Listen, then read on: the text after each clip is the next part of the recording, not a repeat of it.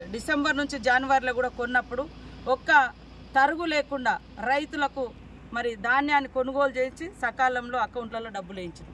ఇప్పుడు కూడా తడిసిన ధాన్యాన్ని కూడా ఎక్కడికక్కడ కొనుగోలు చేస్తూ ఉన్నాం.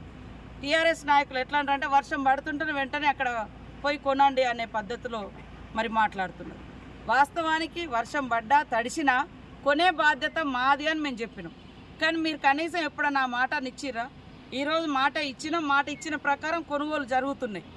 కాబట్టి ఇలాంటి దుష్ప్రచారాలు మానుకోవాలని కోరుతా ఉన్నాం. ఇవాళ 500 బోనస్ సన్నవడ్ల రైతులకు ఇవ్వడం మూలంగా రాష్ట్రంలో సన్నవడ్ల ఉత్పత్తి పెరిగి ప్రతి ఇంట్లలో పేదవాళ్ళు కానీ, అదేవిధంగా అంగన్వాడీ సెంటర్స్లో కానీ, హాస్టళ్లలో కానీ, మధ్యాహ్న భోజనం కానీ, రేషన్ కార్డుల ద్వారా కానీ అందరికీ సన్న బియ్యం అందించడం కోసం ప్రప్రథమంగా ఈ బోనస్ను సన్నవడ్లు పండించినటువంటి వాళ్లకు మరి ఒక ప్రోత్సాహకంగా ఉండాలని, వాళ్ళ యొక్క కష్టానికి తగిన ఫలితం కూడా ఉండాలని మేము ఇచ్చిన గ్యారంటీలలో కూడా ఇది కూడా ఒక భాగం. కాబట్టి అవన్నీ దృష్టిలో పెట్టుకొని ప్రజల డిమాండ్ను, ప్రజల అవసరాలను దృష్టిలో పెట్టుకొని చేయడం జరుగుతుంది. కాబట్టి రైతన్నలు ఖచ్చితంగా ఆలోచిస్తారని మేము ఆశిస్తూ ఉన్నాము. దీని మీద జరుగుతున్నటువంటి దుష్ప్రచారం కూడా ఎవరు నమ్మద్దు.